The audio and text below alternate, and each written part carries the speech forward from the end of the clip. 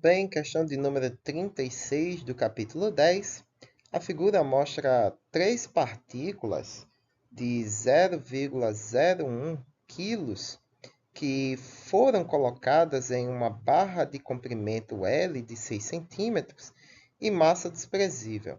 O conjunto pode girar em torno de um eixo perpendicular que passa pelo ponto O na extremidade esquerda.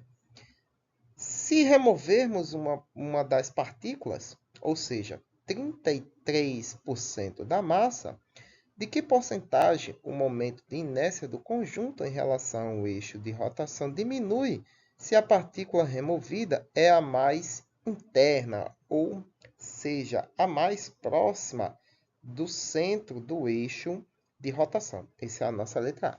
Então, está aqui o nosso conjunto presa por um fio então de massa desprezível, então um fio inextensível de comprimento L.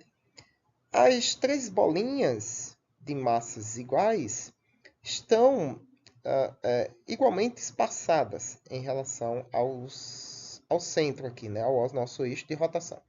Ambas estão entre distâncias iguais, D e D, distância D qualquer.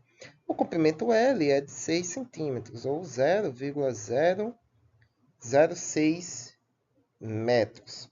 Porém, o que a gente quer aqui é a porcentagem reduzida na quantidade do momento de inércia de rotação desse sistema, enquanto a retirada de uma dessas bolinhas. Na letra A, a gente quer da extremidade da bolinha mais interna, né? Ou seja, mais próxima do eixo de rotação.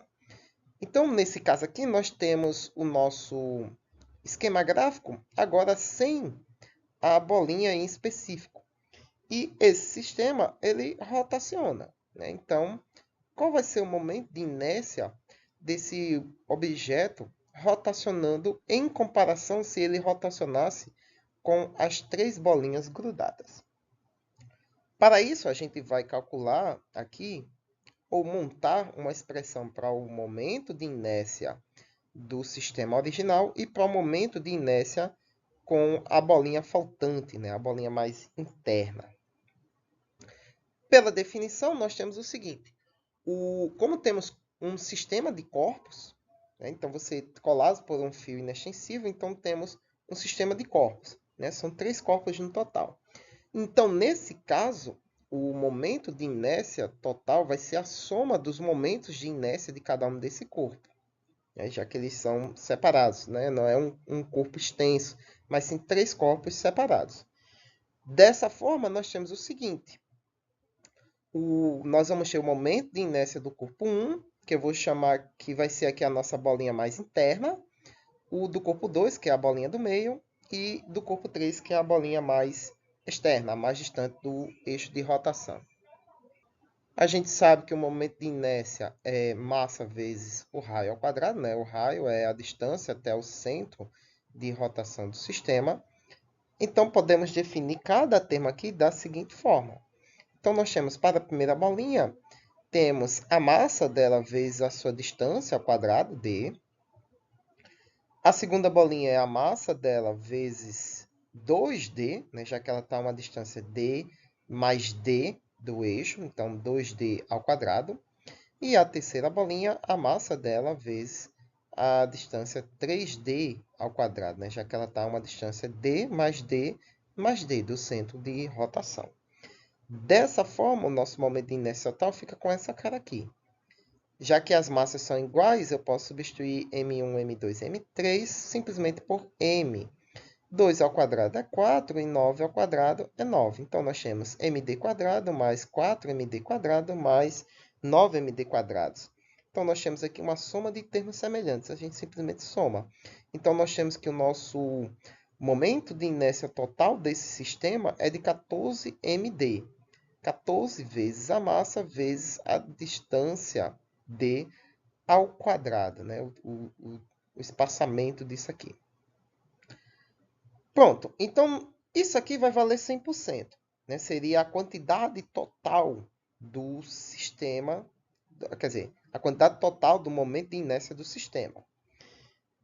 Para o nosso exemplo aqui do lado direito, sem a nossa bolinha da extremidade mais interna, a gente não vai ter o termo primário, né? O termo M1R1 quadrado, porque a gente tirou a bolinha. Então, aqui não tem massa para ser calculada o momento de inércia. Lembre-se que o fio é inextensivo.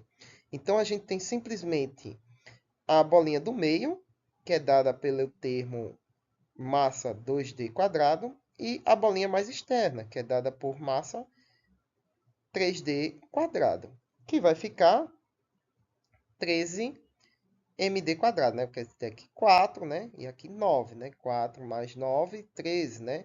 Massa M2 e M1 são iguais e D também. Então, a gente vai ter uma soma de termos semelhantes, vai dar 13md quadrado. Então, esse aqui é a quantidade do momento de inércia do sistema sem a bolinha mais interna.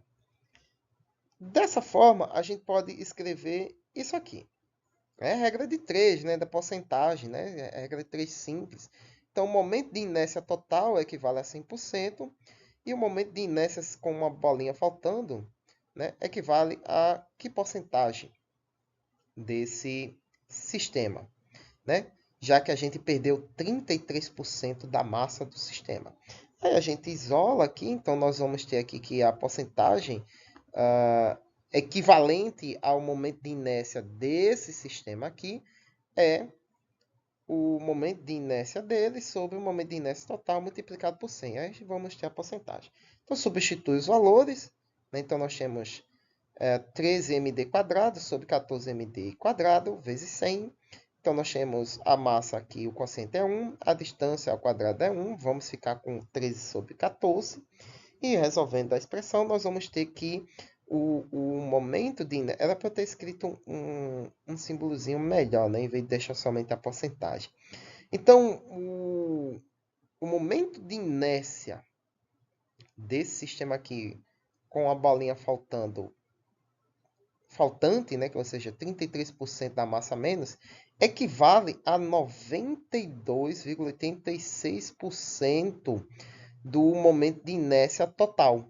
Então, veja que retirando uma bolinha, pelo menos a bolinha mais interna, a gente tem 92,86% do momento de inércia total. Como ele quer o quanto que isso reduzir, é só fazer a diferença, né? Então, o nosso momento de inércia do sistema como um todo, 100%, menos o momento de inércia obtido, a porcentagem, na verdade, obtida quando retirada a bolinha mais interna. Então, isso significa que a gente teve uma redução de 7,14% do momento de inércia do sistema. Na letra B, ele faz esta mesma pergunta, só que agora quando retiramos a bolinha mais externa do sistema, né? Essa bolinha aqui.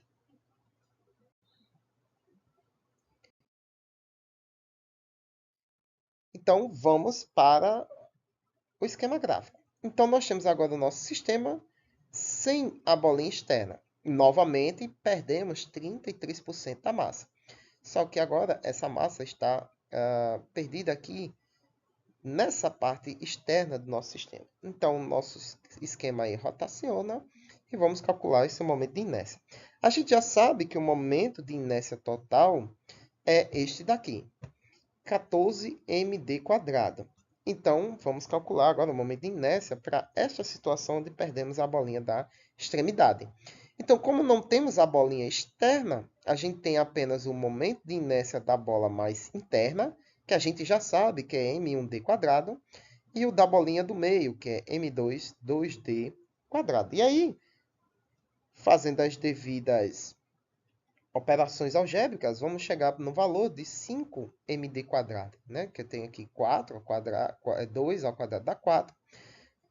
Soma de termos semelhantes, então vai ficar 5md quadrado, que m1 vale o mesmo que m2 e d vale d, né? Então, temos aí.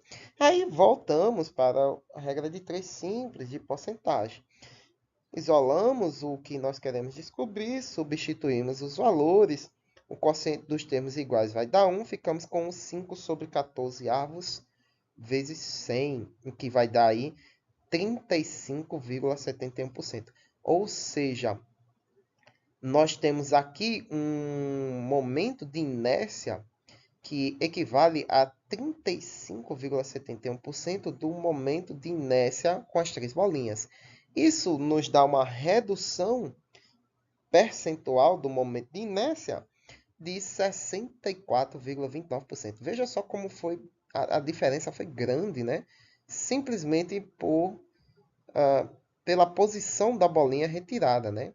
Então veja que o efeito foi muito maior para a bolinha mais externa. Muito bem, pessoal. Espero que tenham gostado.